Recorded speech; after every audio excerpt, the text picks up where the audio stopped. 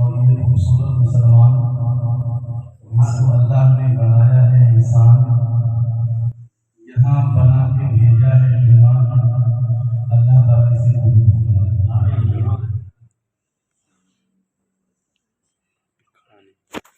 تقریباً ہمیں بھی لگ بھگ 1 گھنٹے کے قریب ہو گیا ہے، اور اس سے پہلے صحیح پروگرام شروع ہے تقریباً 8:30 بجے سے ٹائم بنا ہوا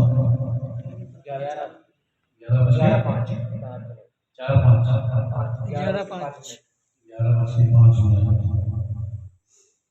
گھنٹے کا پروگرام ہو چکا ہے، 3 گھنٹہ۔ ایک گھر کے اندر اور چند آدمیوں کے بیچ میں اتنا لمبا پروگرام پہلی بار سن رہا ہوں۔ 1 گھنٹے کا ہوتا ہے، 1.5 گھنٹے کا ہوتا ہے، چند آدمی ہیں، پروگرام 3 گھنٹے سے اوپر جا رہا ہے۔ یہ اللہ کا خاص اس گھر پہ احسان ہے، کیونکہ جب نیت اچھی ہوتی ہے، نیت میں خلوص ہوتا ہے، اللہ اس میں برکتیں پیدا کرتا ہے۔ آپ نے خلوص و محبت کے ساتھ اس پروگرام کو سجایا ہے، طلبا کو بلایا ہے، علماء کرام کو بلایا ہے، بھلے کم صحیح، عوام نہ صحیح، کم صحیح، مگر میرا وجدان کہتا ہے، میرا ایمان بولتا ہے کہ یہاں اللہ کے فرشتوں کی جماعت ہوئی ہے۔ اب رسول کائنات کی تعریف دیکھیے کہاں کہاں ہو رہی ہے۔ آج ہم یہاں رسول اللہ کی تعریف کر رہے ہیں، رسول اللہ کی تعریف کیسے کیسے لوگوں نے کیا۔ لوگ عالی رسول اللہ کی تعریف کرتے ہیں تو سمجھ میں آتا ہے، ایک قاری رسول اللہ کی تعریف کرتے ہیں تو سمجھ میں آتا ہے، ایک حافظ رسول اللہ کی تعریف کرتے ہیں تو سمجھ میں آتا ہے، ایک طالب علم کرتا ہے تو سمجھ میں آتا ہے، مفتی کرتا ہے تو سمجھ میں آتا ہے، علامہ کرتا ہے تو سمجھ میں آتا ہے، مگر آپ کو ایک بات بتا دوں، ایک پینٹنگ کرتا ہے، تصویر بناتا ہے، اور وہ رسول اللہ کی تعریف کیسے کرتا ہے۔ دیکھیے آپ کے ملک کے ہندوستان سے قریب متصل ایک ملک ہے جس کو کیا کہتے ہیں، ہر جلنے والے اس کا نام لیتے ہیں، پاکستان۔ پاکستان کی زمین ہے، ایک مصور ہے، مصور بولتے ہیں تصویر بنانے والے کو، ایک مصور ہے، وہ پینٹنگ کرتا ہے، تصویر بناتا ہے، اس کا ایک دعویٰ ہے، بہت بڑا دعویٰ ہے، دعویٰ کرتا ہے وہ، مجھے کسی چیز کی تصویر مت دکھاؤ، کسی کا چہرہ مت دکھاؤ، پردے کے پیچھے سے اس کی آواز سنا دو، میں ہو تصویر بنا دوں گا، ہو تصویر اتار دوں گا۔ تصویر مت دکھاؤ، چہرہ بھی مت دکھاؤ، پردے کے پیچھے سے اس کی آواز سنا دو، میں ہو اس کا چہرہ بنا دوں گا، اس کی تصویر بنا دوں گا۔ اب دوسرا دعویٰ، اگر تم آواز بھی نہیں سنا سکتے، اگر تم آواز ہے، اور کیسا دعویٰ کرتا ہے، اب شعر میں سنیں۔ ایک مصور تھا وہ اپنے ہنر میں یکتا، سن کے آواز وہ تصویر بنا دیتا تھا۔ ایک دن میں نے بسط ناز یہ چپکے سے کہا، ایک تصویر شہنشاہ دو عالم کی بنا۔ ایک مصور تھا وہ اپنے ہنر میں یکتا، سن کے آواز وہ تصویر بنا دیتا تھا۔ ایک دن میں نے بسط ناز یہ چپکے سے کہا، ایک تصویر شہنشاہ دو عالم کی بنا۔ ایسی تصویر کے جس سے ہو نمایاں ہر بات، ان کے کردار کے ہر ظاہر و باطن حالات۔ اب دیکھیے شاعری روح کیسے موڑتی ہے کہ ایک مصور تھا وہ اپنے ہنر میں یکتا، سن کی آواز وہ تصویر بنا دیتا تھا۔ ایک دن میں نے بسط ناز یہ چپکے سے کہا، ایک تصویر شہنشاہ دو عالم کی بنا۔ ایسی تصویر کے جس سے ہو نمایاں ہر بات، ان کے کردار کے ہر ظاہر و باطن حالات۔ کیا مصور تھا، کیا مصور تھا، عجب واقف اسرار تھا وہ، یعنی امت کا بڑا مونس و غمخوار تھا وہ، یعنی امت کا بڑا مونس و غمخوار تھا وہ، صاحب کشف تھا اور صاحب اسرار تھا وہ۔ الغرض سوچتا ہوں کتنا سمجھدار تھا الغرض سوچتا ہوں کتنا سمجھدار تھا وہ. ایک دن اس نے دکھلائی شہ اولاد کی شان، رکھ دیا سامنے لا کر میرے اس نے قرآن. کہنے لگا مجھ سے لو دیکھ لو تصویر ہے یہ، جس کی تصویر ہے آقا وہی تحریر ہے یہ. اس میں یاسی ہے کہیں اور کہیں کہا ہے، واللیل ہے والشمس ہے وضحاہا ہے. پردہ آیات سے جب میں نے نبی کو دیکھا، پردہ آیات سے جب میں نے نبی کو دیکھا، منہ سے بے ساختہ اس وقت یہ میرے نکلا، مرحبا سیدی مکی مدنی العربی، مرحبا سیدی مکی مدنی العربی. دلو جاں بادے فدا گرچی اگر خوش کبھی، قبلہ ہوئے تو یا رسول اللہ، کعبہ ہوئے تو یا رسول اللہ. بر لبے ذوالجلال والاکرام، بر لبے ذوالجلال والاکرام، گفتگوے تو یا رسول اللہ، گفتگوے تو یا رسول اللہ. اور شب معراجو لیلۃ القدر است، شرح موئے تو یا رسول اللہ، شرح موئے تو یا رسول اللہ. جہاں روشن است جمال محمد، جہاں روشن است جمال محمد، دلم تازہ گشت است وصال محمد. خوشا مسجدو مدرسو خانقاہو کہ دروے بود قیل و قالو محمد، کہ دروے بود قیل و قالو محمد. جب اس اشعار پہ اپنے امام احمد رضا خان کی نظر پہنچی تو پکار اٹھے، اللہ کی سرتابہ قدم شان ہے یہ، انسان ہی انسان وہ انسان ہے یہ.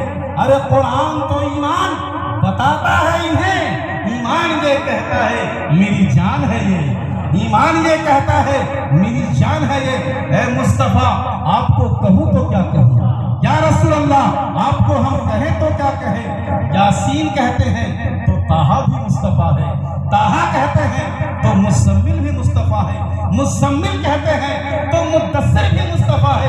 مصطفیٰ کو کہیں تو کیا کہیں، یہ کہتے ہیں تو وہ بھی مصطفیٰ ہے، وہ کہتے ہیں تو وہ بھی مصطفیٰ ہے. سب سے مابرا مصطفیٰ ہے. تو بریلی کے تاجدار نے رہنمائی فرمائی، کہا کچھ مت کہہ صرف اتنا کہہ دے، سرور کہوں کہ مالکو مولا کہوں تجھے، باغ خلیل کا گلے زیبا کہوں تجھے، باغ خلیل کا تکبیر نعرہ رسالت یا رسول اللہ، سرکار کی آمد زندہ باد، سرکار کی آمد زندہ باد، مکی کی آمد مرحبا، مدنی کی آمد مرحبا، نعرہ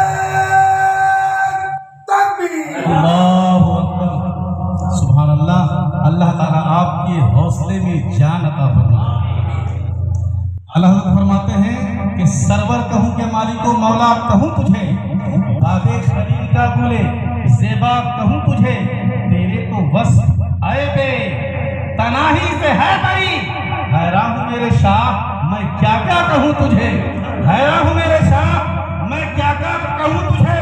اور اعلیٰ حضرت نے یہاں پہ قلم توڑ دیا، ارے لیکن نظام ختم سخن اس پہ کر دیا. خالق کا بندہ خلق کا آقا کہوں تجھے، خالق کا بندہ خلق کا آقا کہوں تجھے. اللہ نے فرمایا لولا کا لما خلقت الافلاق، اے میرے محبوب اگر آپ کو پیدا کرنا مقصد نہ ہوتا تو یہ آسمان کا شامیانہ نہ بچھاتا. لولا کا لما خلقت الارضی، اے میرے محبوب اگر آپ کو پیدا کرنا مقصد نہ ہوتا تو یہ زمین کا دسترخوان نہ بچھاتا. لولا کا لما خلقت الدنیا، اے میرے محبوب اگر آپ کو پیدا کرنا مقصد نہ ہوتا تو میں دنیا کے ان نظاروں کو نہ بناتا. گویا اللہ کہہ رہا ہے اے میرے محبوب یہ دریا کی روانی تمہارے لیے، سمندر کی سیلانی تمہارے لیے، موجوں کی طغیانی تمہارے لیے، پھولوں میں مہک تمہارے لیے، بلبل میں چہک تمہارے لیے. پکار اٹھے اعلیٰ حضرت عظیم البرکت مجدد دین و ملت امام احمد رضا خان پکار اٹھے، یا رسول اللہ زمین و زمان تمہارے لیے، مکین و مکان تمہارے لیے، چنین و چنا تمہارے لیے، بنے دو جہاں تمہارے لیے، دہن میں زبان تمہارے لیے، بدن میں ہے جان تمہارے لیے، ہمارے یہاں تمہارے لیے، اٹھے بھی وہاں تمہارے لیے.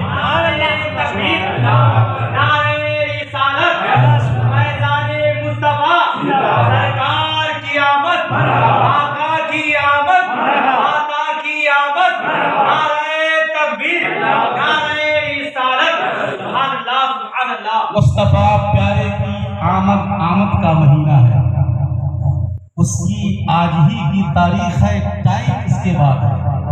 तारीख यही है, ये 12 रबीउल अव्वल की शब है, टाइम आगे है, टाइम आने वाला है। शब के बाद दिन से पहले मेरे आका की आमद है।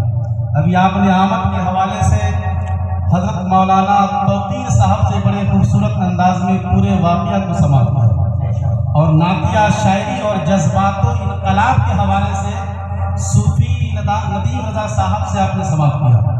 अब आका करीम की आमद हुई। मौलाना तौकीर साहब ने कहा कि हजरत जिब्रील ने झंडा गाड़ा।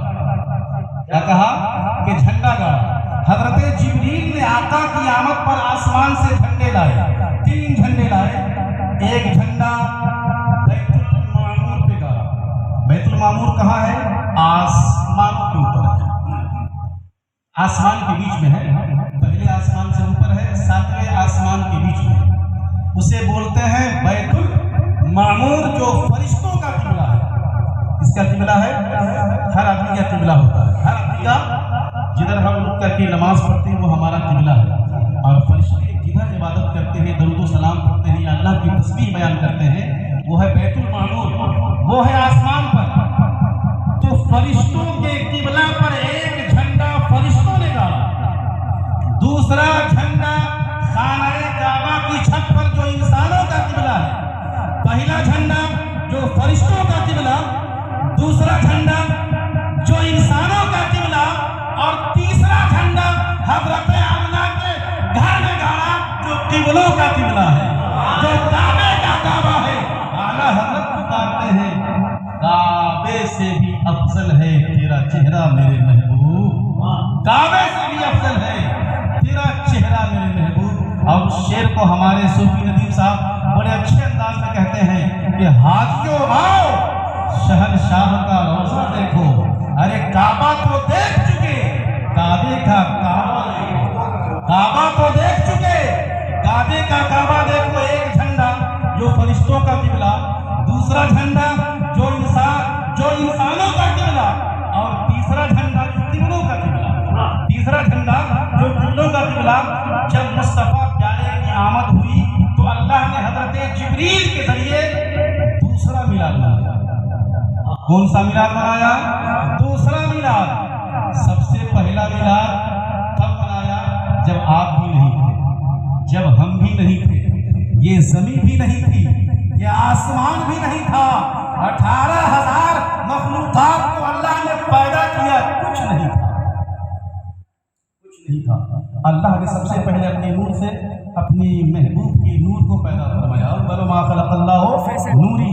मेरे आका फरमाते हैं कि ये हदीसे कुदसी है। ये क्या है? हदीसे कुदसी है कि अल्लाह ने सबसे पहले मेरे अपने नूर से मेरे नूर को पैदा फरमाया, और मेरे नूर से कुल जहान को पैदा फरमाया। समझ रहे हैं? तो दूसरा मिलाद कब हुआ? जब आका की पैदाइश हुई। आप कहेंगे जब आका की पैदाइश हुई तो पहला मिलाद है। पैदाइश का माना ही मिलाद होता है। आका जब आए तो मिलाद हुआ। आका के आने की वजह से हम मिलाद मनाते हैं। आका 12 रबीउल अव्वल को आए, सोमवार यानी पीर के दिन आए, भोर के वक्त में आए, इसलिए हम उसी दिन जुलूसे मोहम्मदी निकालते हैं। तो आप कहेंगे तो पहला मिलाद है। 1450 साल हो गए तो 1450 मिलाद है। फिर आप कहते हैं कि उस मिलाद से पहले भी मिलाद है, उस मिलाद से पहले भी मिलाद है। तो मेरी आदत है कि हम भूल भुलैया लखनऊ का नहीं दिखाते हैं। हम जो बात करते हैं वो दावा के साथ करते हैं और दलील के साथ करते हैं। आइए पढ़िए अल्लाह का कुरान, जिसको बड़े अच्छे अंदाज में हमारे कारी इस्राइल साहब पढ़ते हैं। तीसरा पारा 19वां सफ़ा। अल्लाह फरमाता है वइज़ अख़ज़ल्लाहु मीसाक़न नबिय्यीन, इज़ अख़ज़ल्लाहु मीसाक़न नबिय्यीन। मीसाक़ के दिन नबियों को जमा किया, और नबियों से पहले कुल जहान के इंसानों के रूह को जमा किया। अभी जहान नहीं बना है। अल्लाह ने सबसे पहले अपने नूर से महबूब को पैदा फरमाया, और महबूब के नूर से रूह को पैदा फरमाया। अब روحوں کو اکٹھا کیا، اے روح جمع ہو جا۔ اب وہ جمع ہوئی تو اللہ نے فرمایا الست بربکم، کیا میں تیرا رب نہیں ہوں؟ ساری روحیں خاموش، ساری روحیں خاموش، ساری روحیں خاموش، ساری روحیں خاموش۔ الست بربکم، کیا میں تیرا رب نہیں ہوں؟ ایک آواز آئی اس تمام روحوں میں سے، حضرت آدم علیہ السلام سے لے کر حضرت عیسیٰ علیہ السلام تک، اور عیسیٰ علیہ السلام سے لے کر قیامت تک جتنے انسان آنے والے ہیں، جتنے پیدا ہو چکے، سب کی روحیں جمع تھی۔ جب اللہ نے فرمایا الست بربکم، کیا میں تیرا رب نہیں ہوں، تو اسی روحوں میں سے ایک روح نے آواز دی، ساری روحوں نے در مخاطب ہوا۔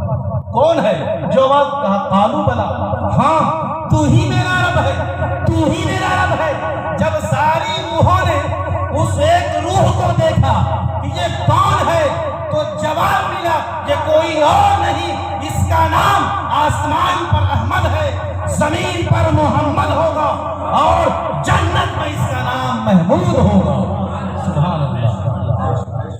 جب میرے نبی کے نور نے کہا تو ہی میرا رب ہے، تو ہی میرا رب ہے، تو سارے روحوں نے کہا تو ہی میرا رب ہے۔ اب وہاں تو رب کے ربوبیت کا اظہار کیا، یہاں کے انکار سے کافر کیا، وہاں اظہار کیا، یہاں انکار کیا، اسی انکار کو کافر کیا، جو بھی انکار کیا میرے کیا۔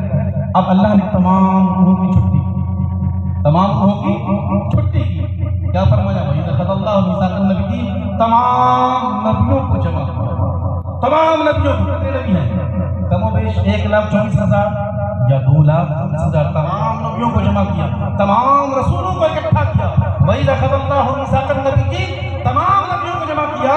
لَمَا آتَيْتُكُم مِّن كِتَابٍ وَحِكْمَةٍ ثُمَّ جَاءَكُمْ رَسُولٌ، رب فرماتا ہے اے انبیاء کرام کی روحوں، اے رسولان نظام کی روحوں، اے نبیوں کی روحوں، جب میں تجھے دنیا میں بھیجوں گا، اے آدم تجھے انسان بناؤں گا، انسانوں میں سب کا سردار بناؤں گا۔ سنو، میں تجھے نبوت بھی دوں گا، میں تجھے رسالت بھی دوں گا، میں تجھے بادشاہت بھی دوں گا، میں تجھے طاقت بھی دوں گا، میں تجھے قوت بھی دوں گا، حکمت بھی دوں گا، تدبر بھی دوں گا، تشکر بھی دوں گا، میں سب دوں گا۔ ثم جاءکم رسول، پھر میرا رسول آئے گا، ثم جاءکم رسول، پھر میرا رسول آئے گا۔ تمام انبیاء کرام کی روحوں نے کہا اے رب کریم، کس رسول کی بات کر رہا ہے؟ میں بھی رسول بن کر جاؤں گا، میں بھی نبی بن کر جاؤں گا، میں بھی رسول بن کر جاؤں گا۔ کس رسول کی بات کر رہا ہے؟ ثم جاءکم رسول، پھر میرا رسول آئے گا۔ تو نے پہلے کہا کتاب و حکمہ، وَإِذْ أَخَذَ اللَّهُ مِيثَاقَ النَّبِيِّينَ، کتاب و حکمہ، ثم جاءکم رسول۔ اے انبیاء کرام کی جماعت ہو، میں تجھے کتاب دوں گا، حکمت دوں گا، امتی دوں گا، نبی بناؤں گا۔ ثم جاءکم رسول، پھر رسول آئے گا۔ یہ کس رسول کی بات کر رہا ہے؟ یہ کس رسول کی بات کر رہا ہے؟ جواب ملا میں تجھے کتاب دوں گا، میں تجھے امت دوں گا، میں تجھے نبوت دوں گا، مگر تیرے نام سے ظاہر نہیں ہوگا کہ تو نبی ہے۔ تو کہے گا تو لوگ مانیں گے، تو کہے گا تو لوگ جانیں گے، تیرے نام سے ظاہر نہیں ہوگا۔ میں تیرے نام سے نبوت و رسالت کو کاٹ دوں گا، پوچھ دوں گا، مگر نام سے نبوت و رسالت کو کاٹ دوں گا۔ جب تم بتاؤ گے میں اللہ کا کلیم ہوں، میں اللہ کا خلیل ہوں، میں اللہ کا رفیق ہوں، میں اللہ کا اسماعیل ہوں، میں اللہ کا آدم ہوں، تب تیرے نبوت کو لوگ مانیں گے۔ ایسے نہیں سمجھیں گے کہ یہ رسول ہے، یہ نبی ہے، مگر میں اس رسول کی بات کر رہا ہوں جس رسول کے کلمے ہی سے یہ بات ظاہر ہو جائے گی کہ یہی نبی رسول ہے، یہی محمد رسول ہے۔ گویا لا الہ الا اللہ محمد رسول اللہ، اللہ کے سوا کوئی معبود نہیں، محمد اللہ کے رسول ہے۔ اب سب نبی کا کلمہ پڑھیے، لا الہ الا اللہ، آدم و صفی اللہ، آدم صفی اللہ ہے، اللہ کے دوست ہے۔ لا الہ الا اللہ، ابراہیم خلیل اللہ، اللہ کے سوا کوئی معبود نہیں، ابراہیم اللہ کے خلیل ہے۔ مگر نبی کا کہیں لفظ نہیں ہے، رسول کا کہیں لفظ نہیں ہے کہ حضرت آدم اللہ کے رسول ہے، حضرت موسیٰ اللہ کے رسول ہے، حضرت عیسیٰ اللہ کے رسول ہے، حضرت یوسف اللہ کے رسول ہے، سب پیغمبروں کا نام ہے مگر نبوت اس کے پوسٹ میں شامل ہے، اسے دے کر بھیجا ہے، اسے دے کر بھیجا ہے۔ نبوت اور رسالت ایک پوسٹ کا نام ہے، اسے پوسٹ دے کر بھیجا، مگر میرے آقا کریم کو جب بھیجا تو اس کے نام ہی میں، اس کے کلمے میں ہی اس کے نبوت اور رسالت کو جڑ دیا، تاکہ لوگ سمجھ جائے جتنے لوگ آئے ہیں وہ صدقہ والے ہیں، یہ مصطفیٰ صدقہ والے نہیں، یہ مصطفیٰ اصل والے ہیں، یہ اصل والے ہیں۔ درود پاک پڑھے اللہم صلی علی سیدنا شفیعنا نبی۔ کہاں بنے؟ جنت میں بنے۔ کس سے بنے؟ دستے قدرت سے بنے۔ اللہ نے اپنے دستے قدرت سے بنایا کس کو؟ حضرت آدم علیہ السلام کو۔ مٹی کہاں کی ہے؟ خانہ کعبہ کی مٹی ہے۔ مٹی کہاں کی ہے؟ خانہ کعبہ کی مٹی سے اللہ تعالیٰ نے اپنے دستے قدرت سے آدم علیہ السلام کو بنایا۔ جنت میں تھے مگر اسی وجہ سے جنت سے باہر آنا ہوا۔ جب جنت سے باہر آنا ہوا تو حضرت آدم علیہ السلام رونے لگے، گڑانے لگے، اے اللہ مجھے جنت سے باہر آنا ہوا، مجھے جنت سے باہر کر دیا، اے اللہ، اے رب قدیر میری خطاؤں کو معاف فرما۔ ربنا ظلمنا انفسنا کا ورد کرتے رہے۔ مفسرین فرماتے ہیں کہ 400 سال تک روتے رہے، 400 سال تک گڑ گراتے رہے، آنسو بہاتے رہے، گھومتے رہے دنیا میں۔ حضرت آدم ہے یا حضرت حوا ہے، دوسرا کوئی انسان ہی نہیں، پوری زمین آپ کے لیے اللہ نے بنائی، پوری زمین پر گھومتے رہے، روتے رہے، آنسو بہاتے رہے، اتنے آنسو بہے کہ اگر اسے جمع کیا جائے تو زمین میں کوئی جگہ باقی نہ رہے۔ اللہ اکبر، وہ حضرت آدم کا آنسو ہے، وہ حضرت آدم کا آنسو ہے۔ اس میں خوف الہی میں، اللہ کے خوف میں وہ آنسو بہے، ربنا ظلمنا انفسنا کہتے رہے۔ جب دیکھا 400 سال ہو گئے، میں گھوم رہا ہوں، آنسو بہا رہا ہوں، یاد آیا جب اللہ نے 18,000 مخلوقات کو نہیں پیدا کیا تھا، جب عالم ارواح میں تمام روحوں کو اکٹھا کیا تھا، اس روحوں سے سوال کیا تھا، اے نبیوں کی جماعت، میں تجھے کتاب بھی دوں گا، نبوت بھی دوں گا، حکمت بھی دوں گا، طاقت بھی دوں گا، امتی بھی دوں گا، پھر میرا رسول آئے گا تو کیا کرنا؟